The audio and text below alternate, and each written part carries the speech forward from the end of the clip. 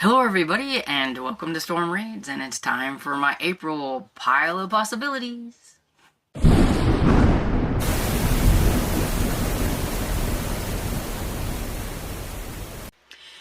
Okay, so like I said, it is time for the April pile of possibilities, and I call it that because I'm kind of going to be moody, I think, during April. Though I do have books that I would like to read. I may get to them and I may not. There are certain books that are kind of set, and then there's some that can be switched out and moved around. So there's at least 3 different readathons that I'm going to participate in. One is huge, the other ones are smaller and everything, and one goes through all of spring, so I don't have to really read a whole lot in April or anything like that for it, but I am going to give a nod to it since it does start in April. But I think it's just for the whole time of spring and everything. So the first one I'm going to talk about, though, is Amish in April, that is hosted by my friends Elizabeth from Lizzie Faye Loves Books and Sarah from The Bookish Knitter, and it is to read any kind of Amish book. And I have 4 potential books here. I would like to get to all of them. One of them is because Sarah's category romance book club is featuring an author called Patricia Johns, and I did find Grave Amish Secrets by Patricia Johns on audiobook, and so I thought, well, I found an audiobook, so I will give it a try and see. I like Amish books. They don't bother me a bit. This one is a love-inspired suspense, so it is more of a faith-based one and everything, and I'm really curious about it. Then I need to get to Gingerbread Danger by Amanda Flowers, which is the 9th book in the Amish Candy Shop series. I am behind. I haven't got that one read yet. It's the latest one that's come out, and so I need to get to that. And it's been a while since I have read a Kate Burkholder book, and so I would really like to get to Her Last Breath by Linda Castillo. It's the 5th book in the Kate Burkholder series. And it is what you would call Amish adjacent, and so is Gingerbread Danger, really. It's in an Amish kind of community, but the main character is not Amish.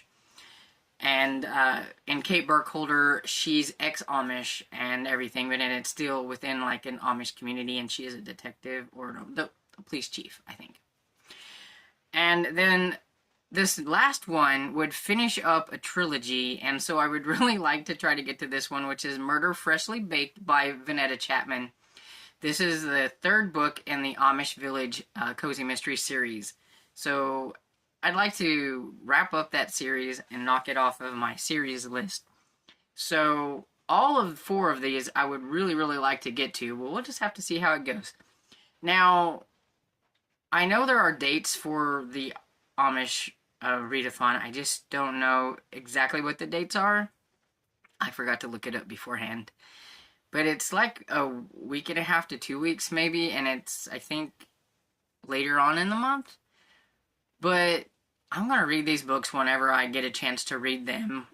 So if I save them all for a certain time of the month, then I know I probably won't get to them. And I'm hoping that some of these will fit in with a different readathon that I have on here. They're not old school per se, but I mean, Amish is pretty old school, right? And then the other one that starts in April, but it goes through spring, is called Spring into Adventure, which is hosted by Sean D. Standfast, Greg, another bibliophile, reads, Gavin at Genre Books, Randy Ray, the Literate Texan, and Debs from Raina Read Stuff. And so basically it's to read adventure novels and things like that, and I think that would be fun. And one of the reasons I decided to talk about it and everything is because I want to read an actual Western in this series that I'm going to mention. But the first couple of books in this series, to me, they're not Westerns. They're more like adventure books. That's when I learned that Louis L'Amour writes adventures as well. I just thought he was a Western person.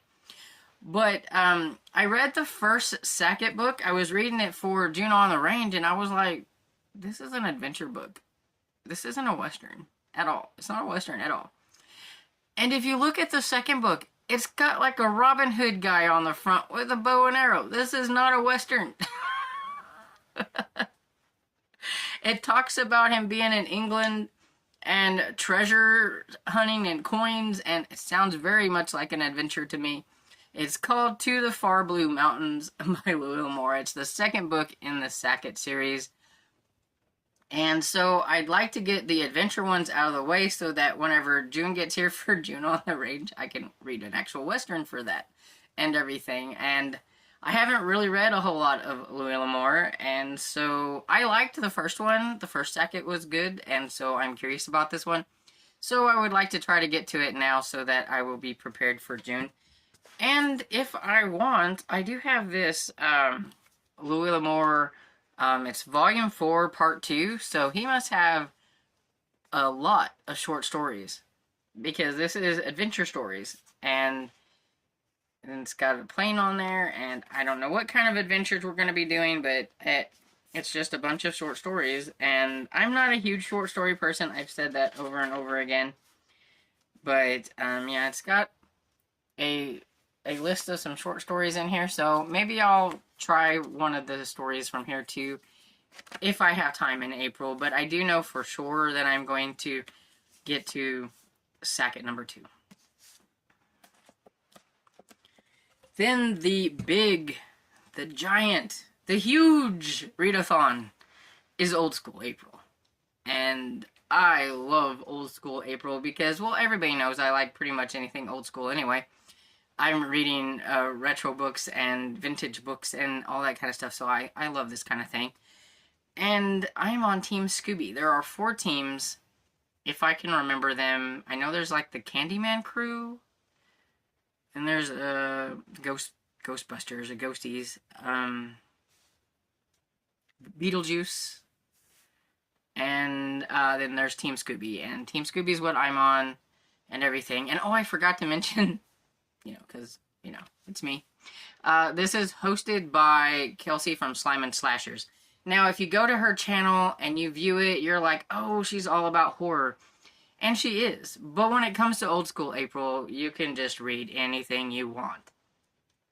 It doesn't even have to be old school if it fits the prompts. She just wants you to have a lot of fun and interact with everybody. And you can watch movies, so you can watch old school movies, anything. There are reading prompts, there are watching prompts, there are activity prompts.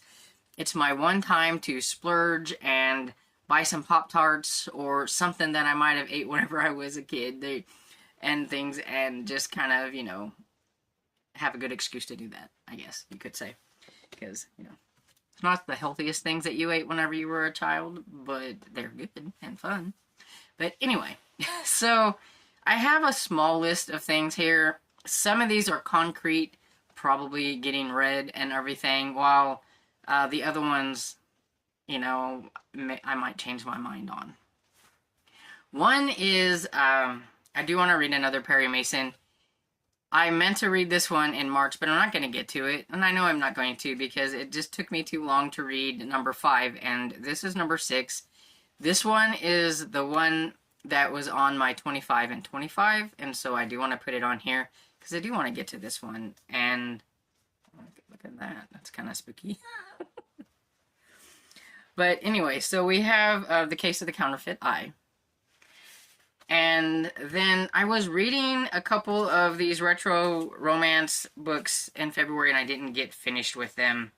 And so I really didn't get very far in either one of them, but I really want to get to them. So I just said I was going to move them over to Old School April, because I'm fairly certain I can find a prompt. Like, I know there's a romance prompts, and the books and movies and all that, you can count them for as many prompts as you want. And there is like a tracker and everything where you're trying to get the most points for your teams and stuff. But really, you don't have to like make sure that your books are fitting like all the prompts. You can read a book and find a prompt that probably fits it. These will definitely fit any prompts that is geared towards romance, which I'm pretty sure there's one. and anything that, read a book that was published prior to 2005. These are going to fit like that prompt or whatever. So we do have Cinderella After Midnight by Mary Bushell, and this one was The Black Horse Tavern by Janet Lewis Roberts. This was a gothic. It is a pocket gothic, and so I was really kind of curious about this one. And I know that Tammy from Believe in Yourself just recently read this one, and she loved it. And I was like, oh, we should have buddy read this one. Because we haven't had the best of time with our retros when we've been buddy reading. But anyway, we'll get there eventually. But so I have these. And I'm probably not going to finish the Hoovering Darkness, which I have over there. And so it might get added to this too. Just depends. Let's see. What else do I have here? For like middle grade, I have this Spine Chiller. It's Dr. Shiver's Carnival by Freddie Katz, and it's the first book in the Spine Chiller series. So I was like, ooh, I have this one thanks to Sonia, so yay. And let's see. Some other books that I have on here.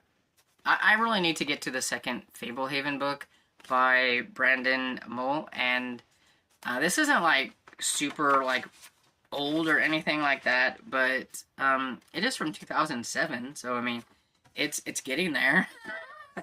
That's kind of sad that it's getting there and everything, but yeah, it's just a middle grade that I'd like to try to get to if I can. But like I said, these are just potentials. And I got this fun Beverly Hillbillies book and everything, and it's the Saga Wildcat Creek. I have absolutely no idea who even wrote it. It doesn't have... Let's see. Okay, it's by Doris Schroeder. And when I looked this up, I couldn't find that it was like part of a series. So I'm guessing maybe it's just the one and only. I don't know. But I couldn't find it attached to a series to know where it was in a series. So we're just going to go for it and maybe read that one. Happy Are the Meek by Andrew M. Greeley. This is the first book in the Father Blackie Ryan series.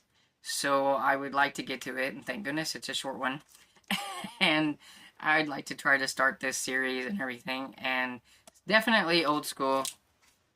It's from 1985. So, yeah. There we go. Not really old school, but just fun. And like you said, not everything has to be like super old school or anything. But I've got the Treasure Hunter series. And this is number 1, and it's by James Patterson and Chris Grabenstein. And since I'm trying to read all of like Chris Grabenstein things, I wanted to get started on this one. And this one is also one of the books that was on my 25 and 25. And it was also one that was on my Beefcake challenge, because I was doing my beefcakes as anything over 400 pages, since I don't really read a lot of giant things. And I think this was like 400 and something. Yeah. It's like 450 pages. So it met the criteria for the beefcake. I was cheating a little bit since there's lots of pictures and stuff in it. And, let's see, some other things that I don't actually have. Going to continue the buddy read of Dresden Files, so we'll be on Turncoat by Jim Butcher, which is the 11th book. And I'm buddy reading that with my friend Barb and Amy. And so we'll continue to read on that. And, it's not super old school, but it has wizards and stuff like that, and I think there might be prompts for like witches and wizards and stuff like that and magic. So it works. And Taking the Fifth by J.A. Jantz. It's the 4th book in the J.P. Beaumont series, and I do believe that Kat and Carmen and I are going to at least buddy read one more book in that series during April, because there are like prompts for mysteries, and it's definitely going to hit the, publish after or before. I always get that confused. I don't know why. Published before 2005 at least, and everything. So we got that, and then Welcome to Camp Nightmare by R.L. Stine. I do like to try to get a Goosebumps book in. Maybe I can get more than just one, because I do usually listen to them on audio. And so this is Goosebumps number 9. And so I have the first one on here, but if I can get to more, I will, but we'll just do this one because that's where I'm at. And then I am on number 3 of the Spookville series by Christopher Pike, so I need to read The Haunted Cave, and I usually listen to those as well. And I would like to read something that has Scooby-Doo in it, since I'm on Team Scooby, so they have like some comics and like graphic novels and things like that, so maybe I can find something on Hoopla or whatever that might go with that. I could read, can definitely watch Scooby and everything, but yeah, so those are just some ideas of books that I might read as like potentials. I have so many like older books that, you know, I set a TBR and then I end up looking at these other books and I'm like, but I'd like to read that one instead. So that's why I said it's just a pile of possibilities and I could change my mind. I am really getting into a lot of my older books, and so sometimes they just kind of, you know, it's the thing I want to try to read, and I do a lot more eyeball reading these days because of that, and so I don't get to quite as many books as normal, but I do have quite a few audiobooks on my list this go around, so hopefully that will help. But yeah, so yeah, it's just my pile and everything. So let me know, are you participating in any of these readathons, especially Old School April? And if you are, what team are you on? Are we going to be rivals, or are we going to be on the same team? Because Team Scooby. Anyway, let me know down in the comments, and I hope you enjoyed this video, and if you did, please give it a thumbs up and subscribe, and I'll see you all in the next video. Bye!